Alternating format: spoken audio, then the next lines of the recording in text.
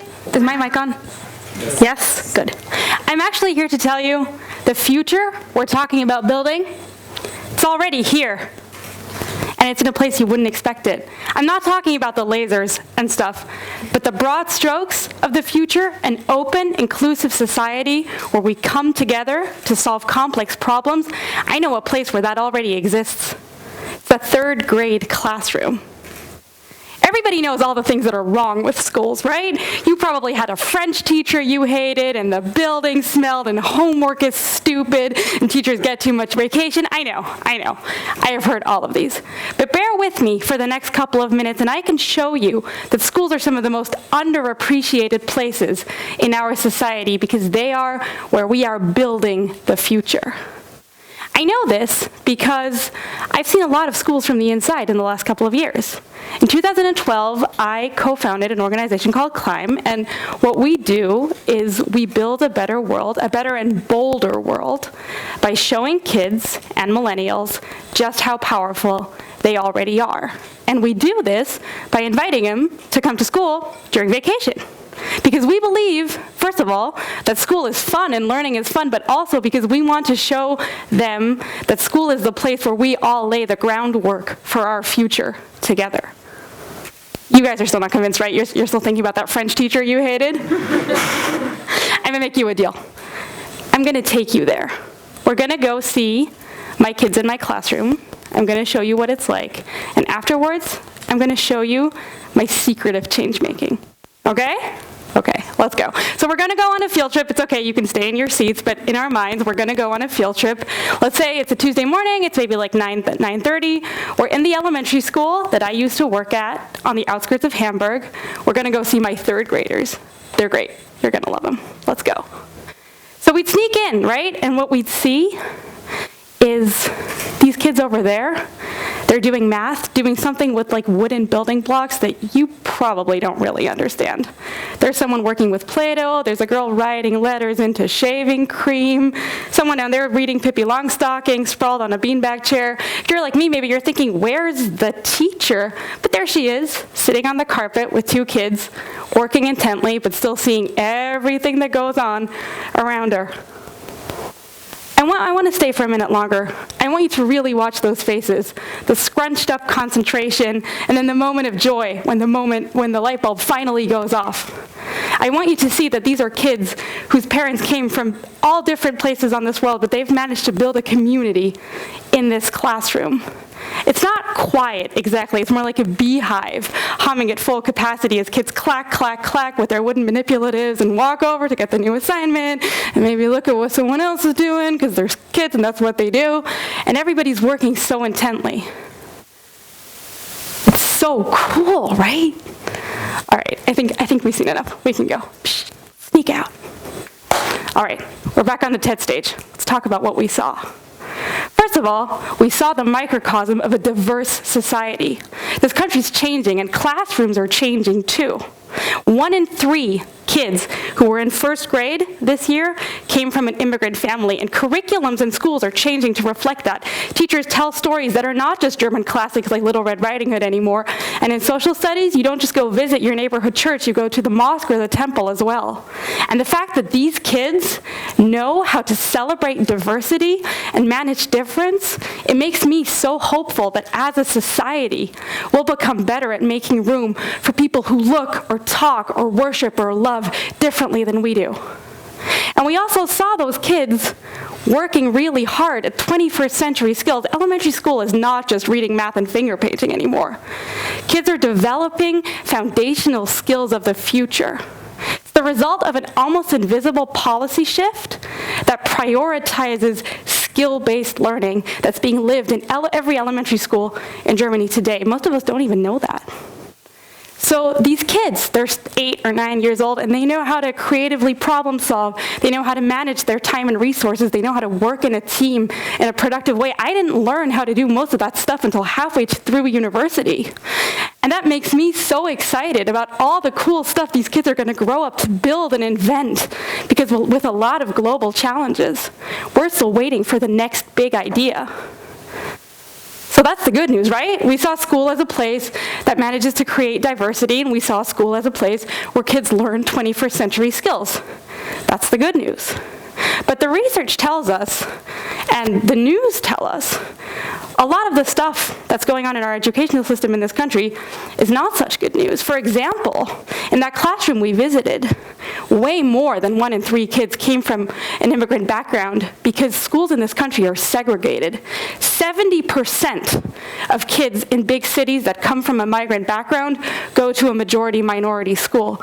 So they don't really experience the way people come together and learn from each other because the middle and higher class peers that they could learn from are being shut out of that system and the other way around.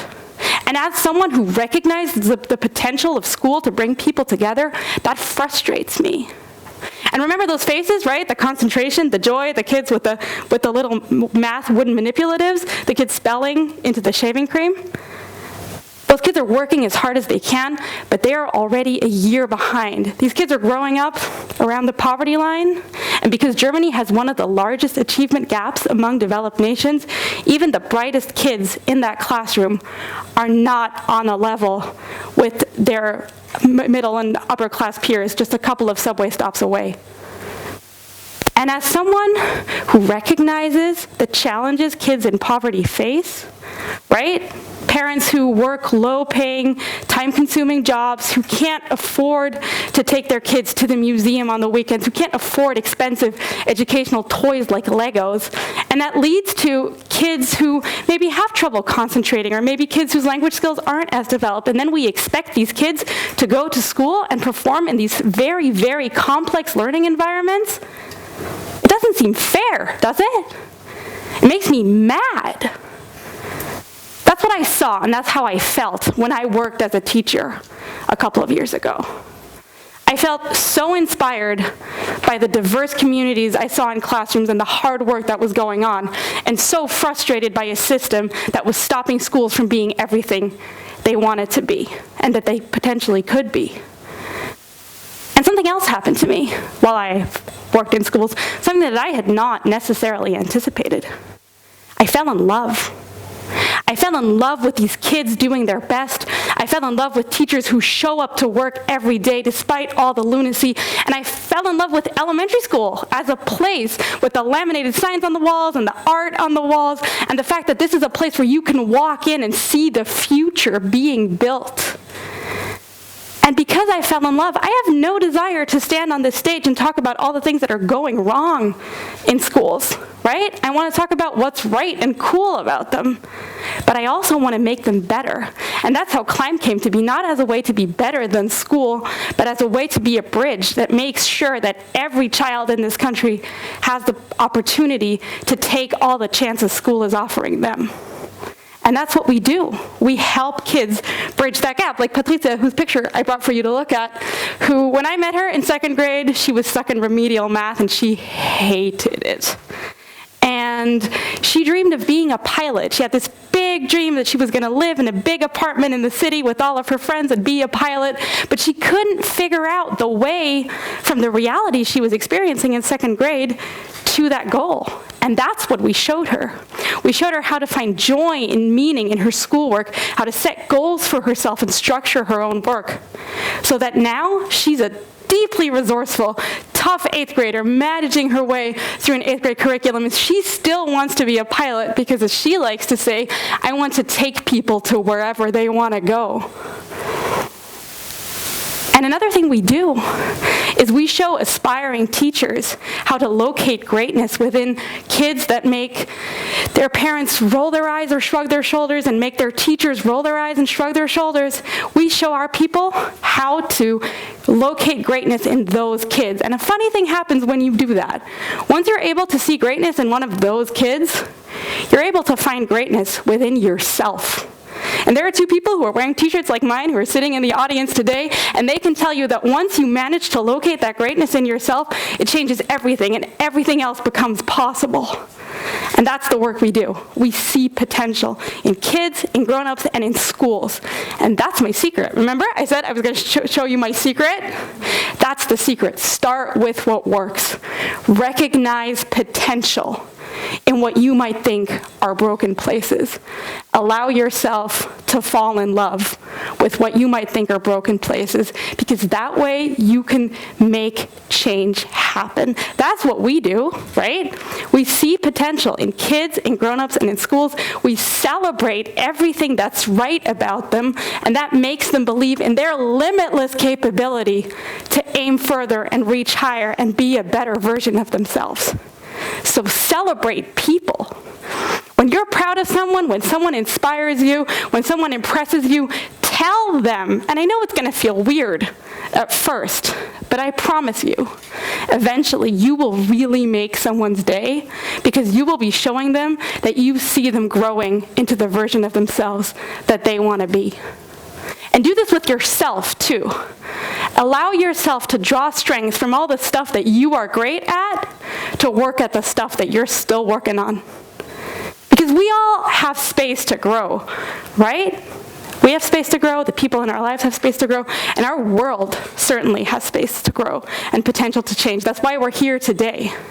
But once you start with what works, once you localize your own potential within yourself, you recognize pretty quickly that change, it's possible. We're on the road to get there already. It might be far away, but we're on the road to get there already. And you know what? That future, it might look an awful lot like that classroom we visited. Thank you so much.